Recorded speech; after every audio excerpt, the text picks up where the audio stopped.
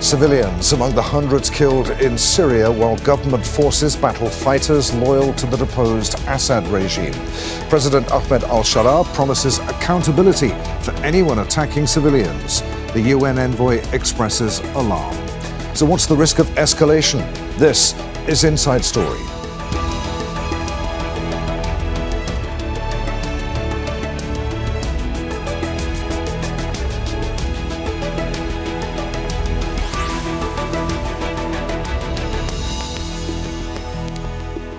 Hello, welcome to the programme. I'm Adrian Finighan. Hundreds killed in Syria, including civilians, government forces and fighters loyal to ousted President Bashar al-Assad. The worst violence since the regime was toppled in December. The spiral began with attacks on government forces in a former Assad stronghold, with more people killed when reinforcements moved in. President Ahmed Al Sharaa has warned that anyone found to have killed civilians will be held accountable. Curfews have been imposed in Latakia, Tartus and Jabla along the Mediterranean coast. The UN Special Envoy, Geir Pedersen, has called for restraint and an end to anything that could escalate and threaten what he called a credible and inclusive political transition. So how serious is this situation? Can the violence be contained? And what threat does it present to the new government? We'll discuss all that with our guests shortly, but first a report from Wilson Dizard. Gunfire and bloodshed on the streets of Syria. Attacks on security forces. Members of the Alawite community targeted. Hundreds killed. Government security forces, fighters loyal to the former regime, and civilians. In a country struggling to find peace after 14 years of civil war. The violence is being described as the most serious crisis facing the new administration since Bashar al-Assad was ousted in December. It's centered on the Mediterranean coast, a stronghold of the Alawite minority, to which the Assad family belongs. We will continue to pursue the remnants of the fallen regime, those who refused but to continue their oppression and tyranny, those who committed crimes against the people, and those who seek to undermine security and civil peace. We will bring them to a fair court. An amnesty by the new government allowed members of the military and civil servants to remain in their jobs, but not those suspected of atrocities during the war, or opponents of the new government. Security reinforcements have been deployed to the area. This convoy will support our brothers in the General Security Directorate on the Syrian coast. We left Aleppo to support our brothers on the Syrian coast. Any group that operates outside the law will be dealt with an iron fist. Members of the Alawite community, fighters and their families, have taken shelter at Russia's Hemimim air base in the port city of Latakia. President Sharaa has said any reprisals against civilians by government forces will be punished. Those who attack unarmed civilians and punish people for the crimes of others will be held accountable. Our people living on the coast and the conflict areas are part of our responsibility. It is our duty to protect them and save them from the evils of the gangs of the fallen regime. Elsewhere in Syria, backers of the government in Damascus held demonstrations voicing their support. The government and the revolution with our hearts and souls, and we call on it to strike with an iron fist. This time forgiveness has ended. The violence has prompted international concern. UN envoy Geir Pedersen called for immediate restraint and urged all parties to protect civilians in accordance with international law. Wilson Dizard, Al Jazeera, for Inside Story. Well, before we bring in our panel, let's just show you where all of this has been happening. The fighting has been taking place in the port cities of Latakia and Tartus on the Mediterranean coast. Battles have also centered around Jabla and Qadaha.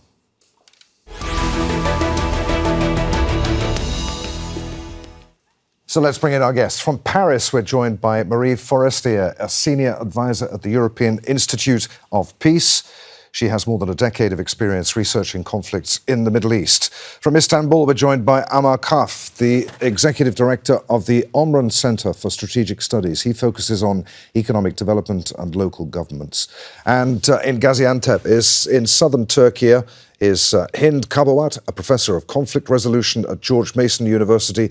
She's also the former deputy head of the Syrian Negotiation Commission and took part in the Geneva peace talks. Welcome to you all. Marie, let's start with you. How dangerous a moment is this for Syria?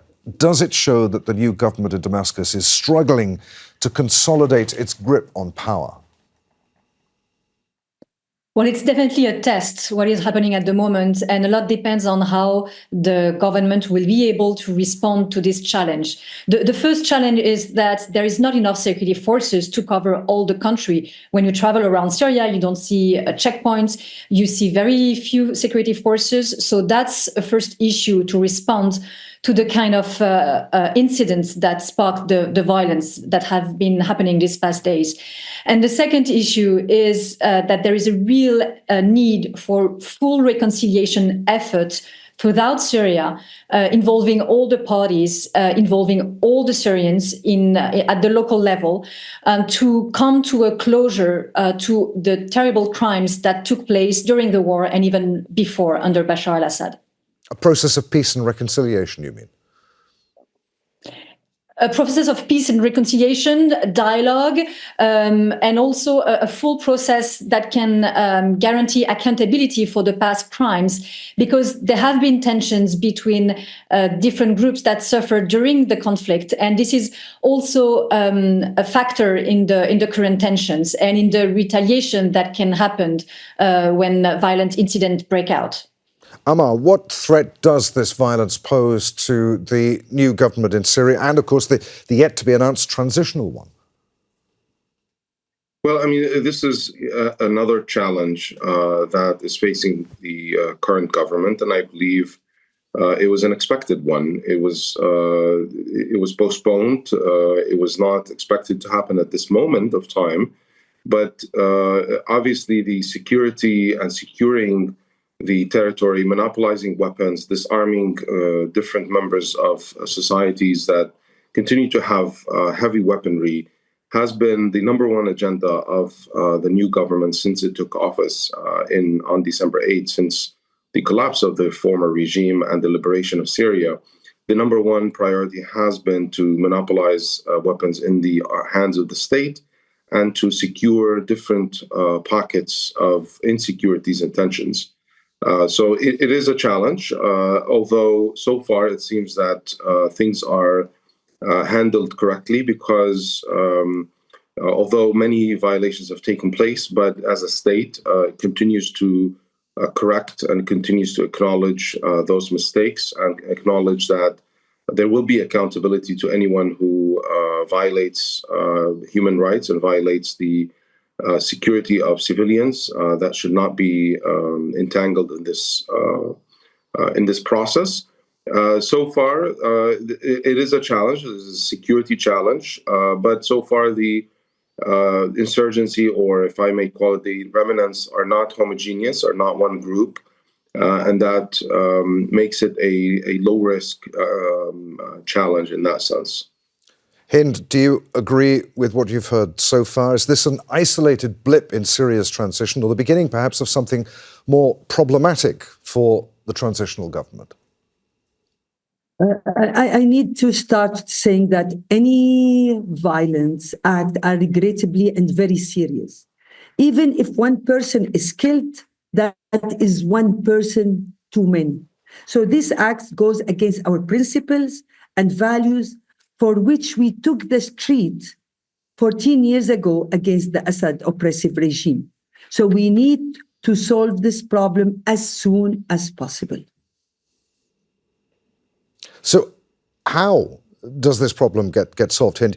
I just want to bring up something that you tweeted on X. You said, "What a shame. Our opposition colleague who was with us from the beginning of the revolution had her brothers executed in the field. Is this the morality of our revolution?" you said. "What's the difference between us and Assad? Please stop this killing immediately. We want to build our state. Hanadi, we are with you and will not remain silent." What were you referring to there, and what exactly did you mean?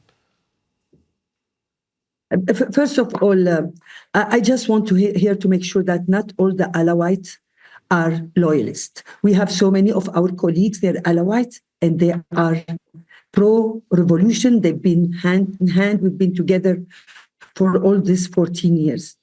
Now there is mistake. We believe that it started the attacks from the loyalists, pushed by many outside spoilers. And we need to make sure that we have a problem with the spoilers who they don't want Syria to be stable. That degenerated into much wider spread of clashes and cycles of violence, like what we did see in the last few days, involving mixture of regime loyalists who killed members from the Syrian army. Of course, there is the criminal loyalist thugs and criminals on one side, but also we have our governmental elements in the Syrian armies, innocent people and inhabitants of the coastal areas on the other side. We need to be careful here, please. We need all the effort. You asked me about what can we do. We need all the effort, and we know that it's been made at the highest levels from our government in order to immediately stop the violence, arrest and perpetrators and bring them to justice as soon as possible. Also, we've been in contact with both the authorities as well as the civil society group and religious figures now. They are working hard on the ground in order to calm down the situations. So we need efforts together to stop this. If we don't stop this sectarianism and this violence, we cannot have the peace we want for our Syria. So we need to support our government, support the civilians, and we need to work all of us in one team against the loyalists who are being pushed by the spoilers from the outside, who they don't want the best for our Syria. Ammar, I saw you nodding in agreement there. Interim President Ahmed Al Sharaa is yet to meet with senior Alawite community figures, contrary to other minority groups, despite pledging to run the country in an inclusive way. Political dialogue being the key to unity. Why do you think he hasn't done that? Will Alawites be part of the transitional government that will be announced in coming weeks? I totally 100% agree with my colleague Hind, of course. And this is a challenging time for our people. And this is a time for the leaders to come up, for leadership to show in the elites, in the different figures and influencers who can calm things down, who can really speak the mind to people, and to make sure that we can get through this challenging time to another phase where all people are included. I'm not aware of the speculation or the particular issues in terms of the upcoming government, but I certainly believe that only an inclusive, participatory governance will, that includes Alawites, of course, and includes all components, all Syrians per se, all citizens of Syria, to feel an equal share. And perhaps this is one of the underlying issues in this specific tension, is that there has been a feeling of a victimization of an entire community, and a community that has lost jobs, that does not have NGOs working in them, does not have diasporas supporting them. And unfortunately, because transitional justice has not started quickly enough, at least, to catch those perpetrators of the crimes of the past, tensions were high, and from both sides, tensions were very high. Add to that unemployment, add to that poverty, add to that a feeling that they have not met the government, that there's no discourse or narrative that has approached different communities. You see, Alawite communities, like many other Syrians, don't have a hierarchy in their religious structure. There is no, religious Alawite council that was recently announced on social media. It's very difficult to reign, but there are certainly wise men and women who are influencers, who are intellectuals, who lead those communities that need to be spoken to as interlocutors, as people of wisdom, and who are nationalistic, who love their country, like everybody else, and that we can build bridges, definitely. I mean, our institution and many others have conducted workshops and dialogues with the communities, I would say, all citizens of the coastal areas, to make sure that we have some bridges of understanding, that we know each other, we know exactly that those communities are Syrians, number one, and they deserve to be fully protected and fully given the opportunities of a new life, and that criminals have to be caught. And so we don't call the criminals Alawites or Sunni or any other sect. We call them criminals, and I think that's the term that the government needs to begin using, and that's the term that we need to look at them as criminals who are using local communities as hostages, and that those communities are Syrians and they deserve a better future. So I certainly believe that only an inclusive Syrian government will be sustainable. Perhaps in the near future, it may not, unfortunately, but I certainly hope that it will correct itself as we move forward, and that jobs will be provided, hopefully even by the private sector. I'm sorry, we don't need the government. I'm sorry to interrupt you, Ammar, but let's bring in Murray, who I'm sure will want to comment on what she's heard. Murray, despite assurances that they would be safe, the Alawite community in places like rural Homs and Latakia say that they've been subjected to violent attacks since the overthrow of Bashar al-Assad. Have they, as Ammar said, they've been victimized? Are their concerns valid? I mean, it's a bit mixed, and also the situation is different in Homs and in Latakia. I was in Latakia last month, and I spoke to many representatives of the civil society there. And as Hind was saying, it's very important to stress that not all Alawites were supporters of Assad. And when speaking to Alawites in Latakia, they were supportive of the new government. They were supportive of Ahmed Al Sharaa. Their main concern was about the men who had been dismissed from the security forces. And that's part of the issue today, because these men have been laid off and they don't have salaries anymore. They cannot provide resources to their families, and they are easy to hire to do anything because they need money. So that's one of the issue. The other issue is addressing the concerns of the Alawite population, who are afraid of being persecuted. In Latakia, when you speak to people and when you try to dig into their fear, it's mostly like anticipation and rumors they hear on social media, because that's another problem. There are no reliable media in Syria right now, so people go on social media where rumors and disinformation spread. But their fear was not materialized until these recent days, and there were not many attacks. In Homs, in the center of the country, that's different. The sectarian tensions are very high, and crimes are happening routinely, targeting various groups of the population. So that's very important to address disinformation, rumors circulating, and again, to start inter-community dialogue to ease tensions between different groups. Hind, as we heard, the UN envoy says he's alarmed by the violence. EU officials have called for restraint and a peaceful resolution. Iran says that it's concerned about Syria's volatile security situation. The Gulf Cooperation Council has condemned the violence, which it's aimed, it says, at destabilizing Syria. What role is there for the international community now in stopping this violence, or is it an internal Syrian matter? Is the international community less interested in Syria now that Assad has gone? Have geopolitical factors shifted to such an extent that Syria is being left to sort itself out? Yes. First, I just want to ensure that our brother and sister in the coastal area, like everywhere else, are an important component of the Syrian population. So we don't want to exclude them at all. They are part of us.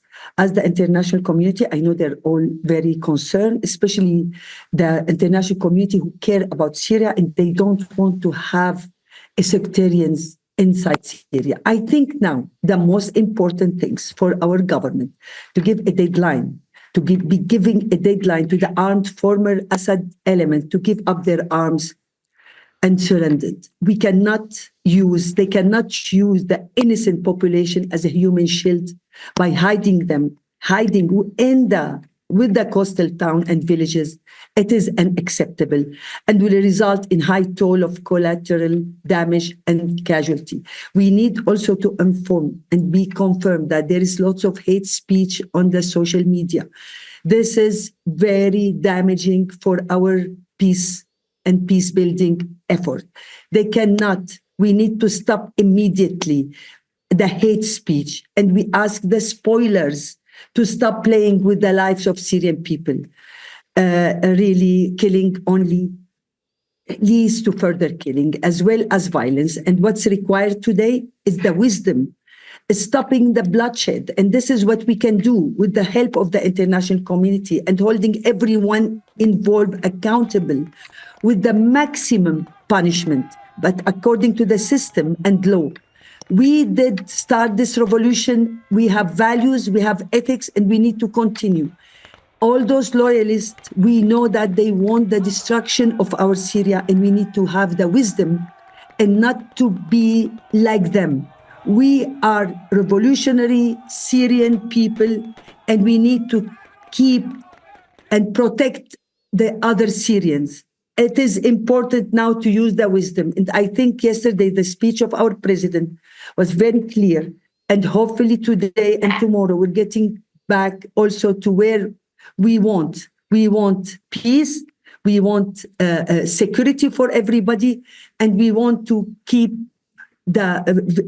we know that everyone in Syria, we share the pain. We have the pain and we're fatigued from war. So please, everyone from the international community should help us and support us in this effort. We cannot let the spoilers destroying our Syria. Ammar, what about Russia and Israel? A number of people, including former members of the al-Assad government, sought shelter at the Russian airbase in Latakia. Will Russia want to get involved in keeping the peace in this coastal region around its bases? What will Russia's role in the country be going forward? And Israel also has forces in the country, contrary to international law. Is there any likelihood of Israel getting more involved if this violence isn't contained? I mean, I think one of the main regional supporters of what's happening, or those who are either supporters or they like and enjoy and incentivize such events, unfortunately, is Israel and Iran. And for Iran to say anything is very hypocritical of themselves. But what we're facing in Syria today is the increased incursion and occupation by the Israeli forces to the south, but as well as their intervention in domestic politics and in allegedly supporting Druze or Alawites or Kurds, any of that. I think the only guarantor for Syria's stability is a strong state that includes everyone without the intervention of regional actors. I think Israel has a lot in terms of its intervention, a lot of influence in this, and may even have hands. I mean, God knows, but at least the indicators, and from their own statements that they are saying that they will intervene to protect them, it proves that they have a lot of stakes in this. Yes, I mean, Israel is a main challenge, and Syria is weak today, is unable to respond, and we always seek out to our friends in the diplomatic communities to at least ask and request of Israel to restrain and to back off and to stay away from spoiling local stability, because this costs lives. Okay. This is not a joke. This is not something to meddle with. Once it starts, it spirals, and it's unfortunate that it has reached this far. But it's still containable, and it's still we can still make sure that it goes in the right direction. I'm sorry to cut you short, but time is against us. Marie, of course, Assad disappeared, but his people didn't. Are we perhaps seeing now what we saw in Iraq, where the country is awash with weapons and with people who know how to use them? What are the challenges here going forward? Well, first of all, to gather all the weapons, collect them, and make sure that weapons are only under the control of the states. That's the first thing. The second thing is ensure that these men who have been demobilized either go back to the civil society, or if they meet the threshold, can be integrated in the new forces, the new army for the country, so that they are not gun for hire, if I can say, in future violent incidents. That's the first thing. The second thing is that Alawites who were against Assad should be empowered and should be part of this inclusive new government, new authorities, local authorities at the local level, and should be part of the forces that will rebuild the country. And a third, accountability efforts for the events that took place these past days. All the perpetrators from all sides should be held accountable for killing civilians. And there should be a transparent process for accountability and justice. It should be clear to people how people have been held accountable, under which criteria, the names and everything, so that they can get everyone the feeling of justice. Hind, we've got about a minute and a half left. I'll give the final word to you. You've said it several times during the programme, but what would be your message now to the Alawite and non-Alawite communities in the coastal regions and to the world anxiously looking on after this eruption of violence? First, my salute to the civil society of Syria.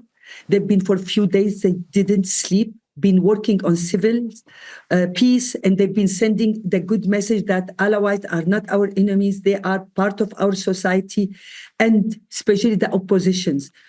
Civilians are civilians, and now this is the time to make sure that civil society partnership with the government working together. We need to have one army, we have one government, and we cannot afford any separate. The Druze should be with us, the Kurds will be with us. Syria is not Iraq. Syria is not like any other country.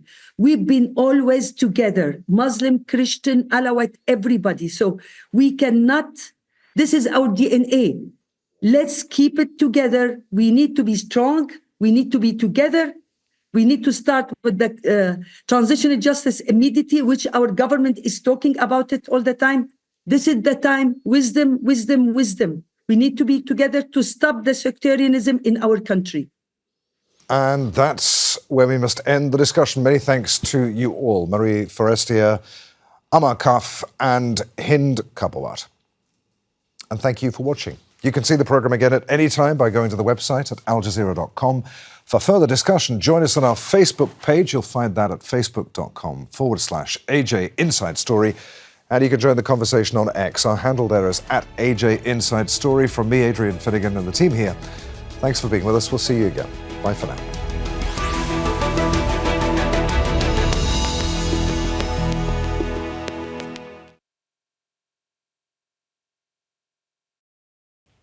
Make sure to subscribe to our channel to get the latest news from Al Jazeera.